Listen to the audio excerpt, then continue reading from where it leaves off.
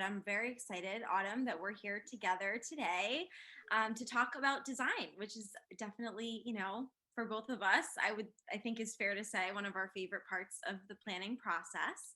So I'm excited to just kind of have a conversation with you a little bit today about design, and I'd love for you to, maybe some people have joined us already on our past webinars, but I'm excited that, you're our newest planner and you're in Atlanta in a new territory. So I'd love for you to kind of share, a little background on you, just for anybody that might not have seen your face before. Yeah, sure. So I'm Autumn. I'm the newest planner to the Mavinhouse team. I'm so excited to be a part of the team. I love design. It is my favorite part of wedding planning. I have a background in interior design in the wedding industry for just over 10 years. So new to Mavinhouse, not new to weddings. My market is the Southeast region. So Atlanta, Savannah, Georgia. I kind of cover all of that area, basically. Yeah, I'm so excited to have you. We've obviously chatted a bunch before, and I think that we have a lot of good insight to share with people. So as everyone's joining, I mean, we just want to remind you that this time we want to just be open for questions. So if anyone has specific questions about design or how to get started, we've got some topics we want to run through, but we do want you to feel free to pop your questions in so that we can direct the conversation to who we have here, who's going to be watching today. So I think while we're waiting, in case anybody does want to pop those questions in, maybe we can just kind of get started and talk about what is event design to us, and what does that encompass and what does that really mean? So for me, event design is curating an overall experience for your wedding guests. So that's like food and beverage, linen. What does linen look like or feel? Is it adding texture? Just an overall experience, basically. It's just designing a whole event and curating that experience. So yeah, absolutely. I think a lot of people, there's a misconception that it's just all of these design elements that they need to be choosing, like plates and forks and things like that. But I think when we're talking about really designing a true experience, like you said, we are thinking about, what is the food service type? Like, what is authentic to you? Of course, where is it going to be? All of those types of things that kind of are a reflection of you as a couple, but aren't just the typical things that you're thinking of, all the decisions that you have to make. Yeah, I couldn't agree more. Yeah. So when we dive into design, I know there are things on my mind that I'm always thinking about to kind of get started, but your experience in interior design, I know kind of has influenced your approach. So I think that would be helpful and a different angle that you could share with people. No, for sure. So for me, like I approach any design with just the basics. So the elements and principles of design. So if I'm choosing linen, I want to focus on texture or color or line or rhythm if I'm focusing on floral design. So color, texture, rhythm, balance, harmony, all those elements play a part in creating this most perfect design for the client. So a line, for an example, what kind of tables are you going to use? Are you going to use circular tables or rectangular tables? What flowers are you going to use for your wedding? Are they going to be texturial elements or, things that are going to add balance and harmony, and then color? So I like to use like the color wheel when I'm designing weddings, or, even like Pantone color stories help too. So that's kind of how I approach design, with the focus on interior design. How am I going to design the interior of this space, basically? So. Yeah, no, that's awesome. I have the Pantone, like the dumbed down version of your Pantones, but I have the dumbed down version of like the postcards, but I love using them when we're talking about creating a color palette. And I actually shared this on my Instagram a while ago. This is a tip that I learned, but I love creating, we're not just talking about choosing colors like pink and blue. We're talking about a range of colors. And Lindsay, one of our other planners, did a really awesome post on like why you should always think about green in your design, because leaves and floral and have stems and all of that. So green kind of becomes like a neutral. And so playing with things physically and really looking at like what colors go together and hitting on all those different shades and tones that you're going to create, I think really helps to come up with a cohesive design that doesn't look like a theme, which I think people can kind of land on if they're thinking they need to choose like we said, pink, blue, purple, and everything's kind of like very plain and birthday party-esque. So that color is definitely helpful in creating shades and a dynamic kind of plan there. Right. So like instead of just focusing on, pink, like a scale of pinks or fuchsias that kind of go from light to dark, not even in an ombre feel, but different tones and shades and tints of pinks or blues or purples really create like a balanced design. So Totally, absolutely. And something similar. So for a wedding that I did this summer, actually, we took that same concept and we kind of had a progression of, we used pink as, the good. color that she definitely wanted to use, but we started out with the ceremony being super traditional and just like white and green. And then as we moved into cocktail hour, we incorporated some of the blushes. And then we did have some fun pops of fuchsia in there in the more fun areas. And then the reception tent again was super blush and kind of demure. And then their after party was wow, and we had those colors. So you can think about color and using color in that kind of a way also. And kind of if you want a more fun palette at certain parts of the evening to kind of Sure. amp up the dynamic a little bit. Yeah, no, that sounds beautiful. I wish I could see the photos from that wedding. Yeah, absolutely. So yeah, I think also a big part of event design that, I think when people are getting started out, all these things we're talking about can be super overwhelming, honestly, because it seems like, oh my gosh, there's so many decisions. I don't have a background in interior design. How do I get started? So I think I'd eventually love to chat about just kind of our process and how we walk through with our clients. But I'd love to hear from you too, like where you obviously are starting with a lot of these principles, but do you use tools like Pinterest and Instagram for inspiration, or where do you like to draw inspiration from? I try my best to stay away from Pinterest. Instagram is okay. It's just, from a design perspective, everything is being done over and over and over again. And it really diminishes the authenticity of wedding design. You're just recreating someone else's look. And I think it's okay to be inspired by someone else's wedding, but copy and pasting things, it's just like, I want my client's wedding to be repinned, not pinning the same wedding over and over again. Like, so what I'm seeing now is, for ceremony design, they are using like water picks and roses to stick into the grass and create like an aisleway, but every wedding has that look now. So it's like, okay, well, I've seen this 1,000 times in 1 week on Pinterest. So I like to ask the client, what does your house look like? Where do you shop for furniture? What kind of car do you drive? Where do you like to dine? Who are some of your favorite fashion designers? But all of those elements play a big part in who they are as an individual. And then we kind of bring those aspects to their wedding design. So in the South, we like to kind of make the wedding still very homey, if you will. So if we're creating like a tinted wedding, for an example, we're going to bring in lamps or bookshelves, from ceiling to floor with very personal photos, but really just bringing the inside of someone's house to the inside of their tinted wedding. So that's kind of what we do here in the South. Yeah, no, that totally makes sense. It's Yeah. definitely a super similar approach too. I think it's so interesting how Pinterest is like an amazing tool in its own right, but also, like you said, it becomes really, really easy to just regurgitate designs, and it becomes really easy for a client to come to us and say, I have a really clear vision, like I have all of these photos, but really what we're trying to encourage people to do is take it a step further and like, what do you like about those photos? What inspires you from those photos? Yeah, and how do we make that your own? How do we put your own personal spin on that? How do we use elements from these individual photos and create a design that you might not be able to find an exact photo of it? Yeah. It might not exist yet because we're going to help That's great. you. Yes. Yeah. So could agree more. Yeah. I try to literally steer clear of Pinterest. So if I'm talking to a client, I ask for very direct photos of like fashion or, furniture, something like that. A couple wedding photos is fine here, here and there too, but I don't want to see like, 10 pages of wedding photos. Give me like elements do you like? So is it the color of that flower, the texture of that flower, the shape of that chair, something like that. So Yeah, and I think that this is an exercise that, I know we have a lot of, brides joining us today and people that are thinking about designing their wedding. And so I think that this concept and this exercise, it can be so, it can be so knee jerk to just run to these resources like Pinterest. But I think all the things we're talking about here today are really to just kind of like zoom back and look at the things you choose for your home. Like I'm just scanning around my apartment, and it's like, what are the things that you've chosen? Like, what do you like about those pieces? What do you like?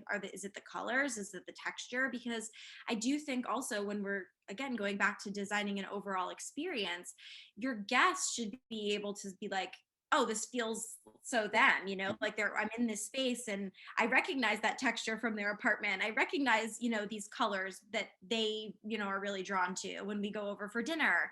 So I think that starting there is a really interesting and maybe a little more challenging for people that don't have a knee-jerk design reaction. But I think that your choices actually become easier in that way because you're not looking to create a persona for your wedding. You're just being Right. yourself, you know, and you're just choosing things that you like and That choosing you're things. naturally drawn to, or that your fiance is naturally drawn to. So And I think another, I mean, just one more note on the interiors, but I think it can be such an indicative, you know, a really telling way that of blending your styles, because you also have to go through that exercise, you know, you do it in your home and maybe yeah, more skewed one way or the other, but ultimately there are areas of your home that you're having to blend those styles and working through, like workshopping, like, okay, I'll compromise on this, or you like this, and yeah, you come up with that unique style. So we want to do the same thing for your wedding, and we want to, you know, go through those same exercises. So I think that there's a lot of parallel between, you know, the space you live in and the space you're creating yeah, for the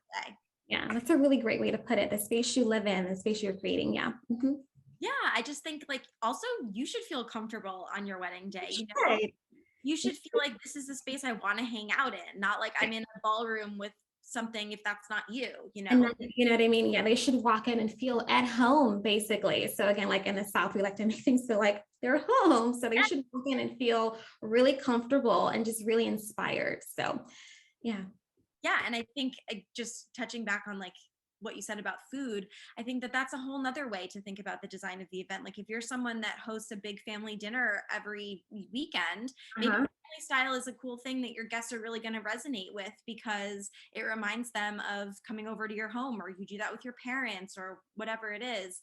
You know, thinking about those things as a part of the design instead of separate decisions, instead of design, yeah, instead of design being its own category, think about how each category really is a part of the overall design. Yeah. Mhm. Well, maybe we should chat a little bit about, you know, I know we just kind of started, and I think that this is a great segue into just the process of how we'll take these initial ideas and Mhm. work with couples to create you know, a design plan for them and a roadmap. So if they are thinking about working with a planner, you know, I know every planner has a little bit of a different process that they use to walk through design, but maybe we can just chat a little bit about how we would walk them through, and help them to take some of these initial ideas about, you know, what they want to include and turn that into a roadmap for them. So I definitely would say that I agree with you that I don't want to get inspiration from Pinterest, but I will say that once we've done that initial download and we've started to talk about, you know, with our the questionnaires that we have asking people about their home, asking where they like to travel and all of those things, once we get sort of a, I don't want to say an unbiased view, but like without the influence of Pinterest, once we download that information, I do think that Pinterest comes into really does come in handy when we're looking to sort of flush out an overall the vibe board that we'll initially create for people, because you already have a direction. I think that it can be a very valuable tool when you're looking to support an idea that you've already created, not come up with one from scratch. Exactly. Yeah. Especially just because of the algorithm. You click on one thing and then you just kind of get going and you get a lot of other ideas to support that. Yeah. So I agree. I think Pinterest, it can be a very great supportive tool, but yeah, I think it's a good idea. Mhm. So that's what we would typically do, you know, for our couples. We have a very highly curated, you know, Mavinhouse Pinterest that we use, that we feel like we've done a good job of separating out kind of some different styles and some different things, some very different inspiration pictures. Like you said, there are some wedding photos in there that have to have a place because of course we cannot fully design a wedding without some photos of actual weddings. But I think, you know, really curating those to support different ideas and different applications is what we've kind of strived to do there. And then individually, we all have Pinterest that we use. I mean, I think you would agree that even if they aren't all wedding photos, like I have a whole board dedicated to color story. So when we're, you know, looking to do that color palette for people, we're not necessarily just doing the Pantones. We're looking for photos that support those colors and evoke that palette we're looking to kind of create. Yeah, no, that's really good. I mean, looking for photos that will invoke that color palette, it's great because some colors, if you have a color like I have, it's some colors are complementary colors and that you would never think to pair with each other, but they complement each other so well. Mhm. So, mhm. And I know when I do my color story photos, I'm also looking for photos that support texture, like you talked about. So, if I want a picture of like a light tan, because we're incorporating that and we're going to be, outside at a private home on the water, maybe I'm looking for a photo of like some brown beach grasses, because that also does a great deal to evoke kind of the environment that we're going to be in Yeah. while hitting on the color, but also then hitting on some textures, and maybe we're putting some dried elements into the floral or things like that. So really choosing those photos thoughtfully is kind of a big part of creating that initial vibe board when we're putting that together. And really the purpose of that is so that when we're communicating back to our couples, we're very much on the same page. They look at those photos and you can tell that a great deal of thought has gone into them, and they can say, yes, like this is how I want my wedding to feel. And maybe they don't even realize that we've put that much thought into Yep. choosing a photo of the, tan beach grass. Exactly. Yeah. But it does evoke a feeling and a theme. And I think that that really does help a great deal to drive, a spring off point of the direction of the event as a whole. Yeah, no, I couldn't agree more. Texture in itself is such an important element of design, really. So even if the linens have a texture to them, or if the food is falls flat on texture, it's not going to be that great. Or, if the floral design doesn't have enough dimension, you can add those elements by adding in texture. So mhm, I Yeah, think it's I love yeah. Definitely. Especially because at that point we're only working with visuals. So we do have to think thoughtfully about the photos that we're choosing so that we can, before we get to the stage of choosing actual linens and touching and feeling swatches and things like that, that we can try to bring some of that into the visuals in Yeah. the design plan.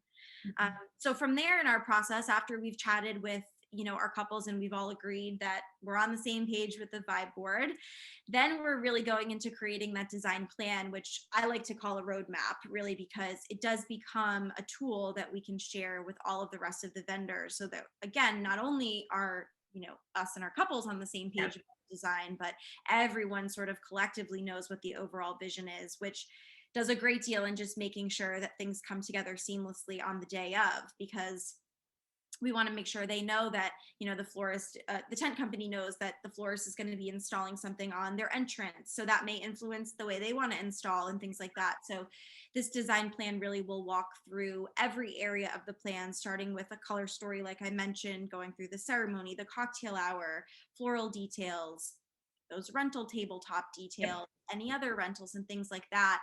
And again, really thoughtfully curated based on the overall vision that we've come up with together. But again, like it really just kind of details out, like all of these things are truly thought about, and when the day comes together, you have all of these different moments that are fluid throughout the day that your guests all get to experience, and the end result is a really thoughtfully designed wedding and an experience. Good. And that sounds fantastic. Like if I was getting married, that is exactly how I would want to design my wedding, like with that exact roadmap, basically. Yeah, absolutely. I think that, for our couples, I think that it does a great deal of help. And even if you're somebody who thinks, have a vision, or I have, an idea of what I want things to look like, I think that it can be limiting if you've just chosen those photos off of Pinterest or off of Instagram. So having a designer that you're working with, or even if it's not a wedding designer creating this for you, like talking to your floral designer, like they're extremely talented, and giving as much detail as you can about how you want the texture to be, how you want, the colors to be, and all of that stuff, and really thinking through. They'll have some amazing ideas to layer in and really make your design a little bit more complex, a little bit more layered, and tell your story a little bit more. Yeah. And layers are so important, like layering the perfect linen, maybe some cheesecloth, or just different layers that will really add dimension to the overall design. It's a really great aspect. Mhm. Yeah, absolutely. So I think doesn't look like anybody's popped in any questions. So I would love if anyone has any questions, if they want to shoot those in at this time before we kind of wind things down. But I do want to say that, obviously we'll have a recording of today. We definitely wanted to do a little bit of a more brief approach. If anybody's joined our webinars before, we decided to do this one-on-one and kind of a more curated, smaller topic, which I think works really well conversationally. I think it's easy to digest the information. And along with the recording that we'll have today, we are going to send you out a sample of one of these design plans so that you guys can take a look and kind of see what we're talking about when we're referencing this roadmap and really how robust this document is with descriptions and things like that. So we will be, sending those things along as well. Oh, we do have a couple of questions here. You want to take those? Yeah. So a question we have is, what is a trend you're loving lately? Gosh, I would say I'm loving the trend of balance. So I'm seeing a lot of, like, right here in the South, I'm seeing a lot of weddings that are taking places like in very industrial, like rundown, decrepit venues. But I'm seeing that being balanced with an overhaul of floral, which looks really beautiful. It looks like an old English country garden exploded in like a burned down building, but it's really, really beautiful. So one of the venues I love is Summer Hour, and it was designed by Summer Hour architects, but it's just a really beautiful space. And they do a really great job with the trend of taking a decrepit wedding venue and just designing it with a crazy overhaul of floral. And I love that. Yeah, I love that too. I think that's stunning. Yeah. That's so much of the stuff that we are seeing is kind of these like juxtapositions of these like opposite things. So like very, masculine and feminine, kind of blending those things, whether it's bringing in, like you said, that really industrial kind of feel that maybe it's even a space that you're like, I wouldn't even picture a wedding being here or something like that. But you can also incorporate that into some of your details. So, black hardware or black flatware or things like that, really organic kind of textures and stone and things that aren't necessarily, innately beautiful on their own, but then pairing them with some like amazing floral and so stunning. Yeah. So that's definitely something in my designs that I'm trying to do is kind of pulling that juxtaposition and doing kind of the opposites, right? And merging them together. And there's something really, really cool about how that turns out. It's creating that balance of like, not so beautiful though, but adding some really beautiful florals, like a very harmonious feel to design. So if you have another question, what does it say? What trend are we not loving lately?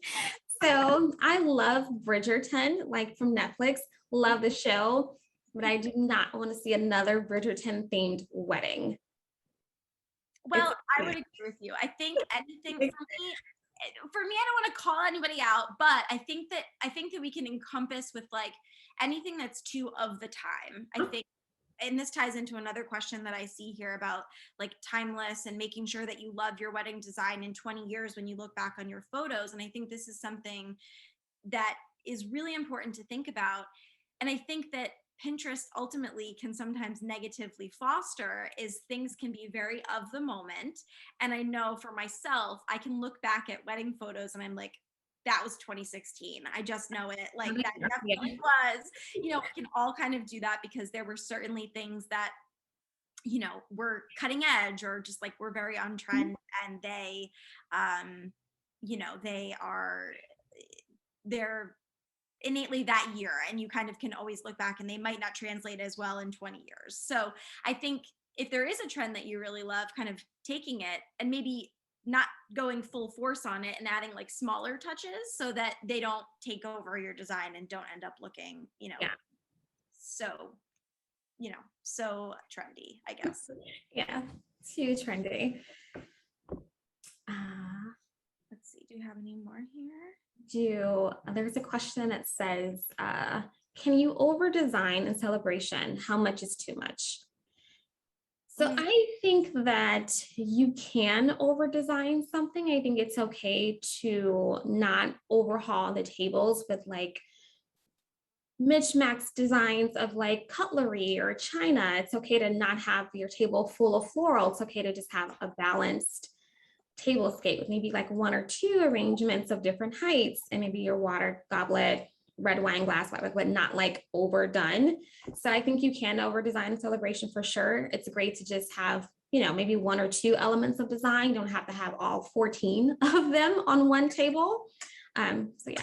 I think that's totally true. I actually prefer, and even when we're thinking about designing as it pertains to budget, I actually always prefer to layer in some pieces that are either included with the venue, included with your caterer, and I think that usually means something more classic, like a white plate or just classic flatware or classic glassware, things like that, and layering them in with thoughtful upgrades. Like always upgrading a napkin is something that we always recommend because people are touching and feeling and experiencing it. So that is a worthwhile upgrade. Whereas like if your look is classic and clean, maybe sticking with something like, a white cotton linen is totally fine. And that totally supports your vision. And I think that that helps to not over design, not feeling like you have to just choose things just to choose them.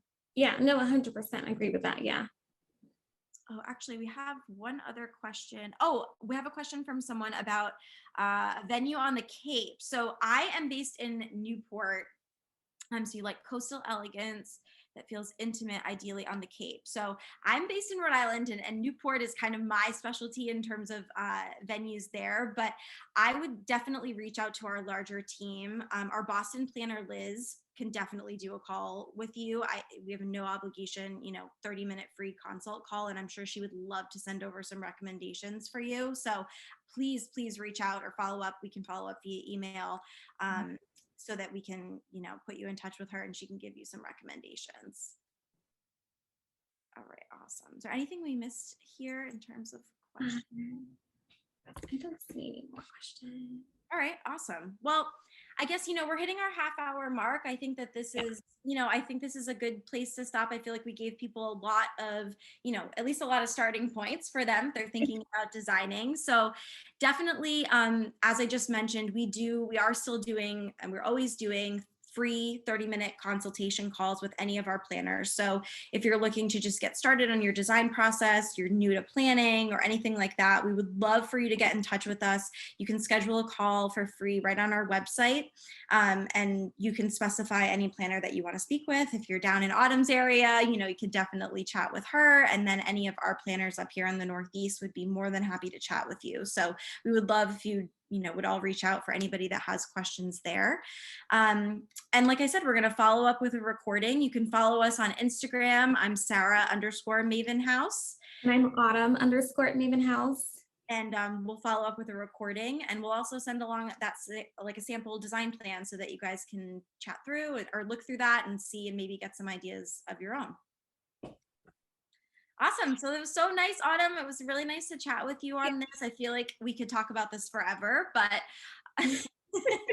in the interest of keeping things, short and respecting people's time, I think we'll wrap up for today, but we'll send all of that stuff out in the next day or so to everyone who joined us. And we thank you so much for your time. Yes, thank you guys for tuning in. Awesome. Bye. Bye.